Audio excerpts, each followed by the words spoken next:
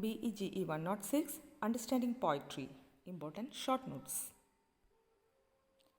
Cadman. Cadman flourished 1658 to 1680. First Old English Christian poet, whose fragmentary hymn to the creation remains a symbol of the adaptation of the aristocratic, heroic Anglo-Saxon verse tradition to the expression of Christian themes. The abbess St. Hilda believed that Cadman was divinely inspired and, to test his powers, proposed that he should render into verse a portion of sacred history, which the monks explained. All of his poetry was on sacred themes, and its unvarying aim was to turn men from sin to righteousness. In spite of all the poetic renderings that Cadman supposedly made, however, it is only the original dream hymn of 9 historically precise but poetically uninspired lines that can be attributed to him with confidence. Edmund Spenser. Edmund Spenser, 1552 or 1553, 13 January 1599, was an English poet best known for The Faerie Queene, an epic poem and fantastical allegory celebrating the Tudor dynasty and Elizabeth I. He is considered as one of the premier craftsmen of nascent modern English verse and is often considered one of the greatest poets in the English language. Famous works of Spenser: The Faerie Queene, The Shepherd's Calendar, Amorati, Epithalamion and Prothalamion. The Cockney School of Poetry, consisting of a group of literary figures who generally shared political and literary views. The Cockney School of Poetry includes such writers as Leigh Hunt, 1784 to 1859, William Hazlitt,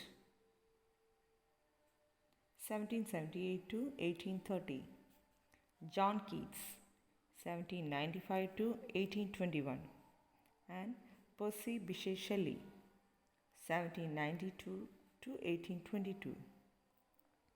Condemned and despised by conservative Tories critics who claimed that the low birth of the Cockneys endangered their liberal politics and colloquial verse. The Cockney School centered around the Whig poet and editor Hunt, who, with his brother John, established in 1808 The Examiner, a weekly liberal newspaper whose attacks on the Prince Regent earned them each jail sentences. The decadent poets of the late 19th century. Decadence was initially used to describe writers of the mid 19th century in France. By the century's end, decadence was in use as an aesthetic term across Europe. One of the most important explicators of decadence was the poet Arthur Symons, whose essay The Decadent Movement in Literature, 1893, described decadence as a new and beautiful and interesting disease. Described decadence as a new and beautiful and interesting disease for Symons as well as for others who were critical rather than intrigued and entranced. Decadence was the literature of a modern society grown over luxurious and sophisticated. William Bradford. William Bradford, 1519 to 1657, was one of the founder of Plymouth colony in 1620 in America.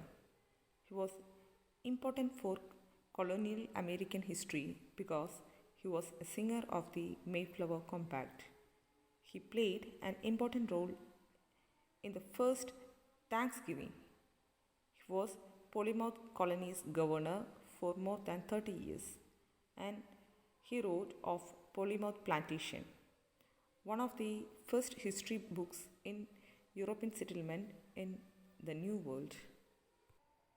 Plymouth Plantation is a journal that was written over a period of years by William Bradford, the leader of the Plymouth colony in Massachusetts. It is regarded as the most authoritative account of the Pilgrims and the early years of the colony which they founded.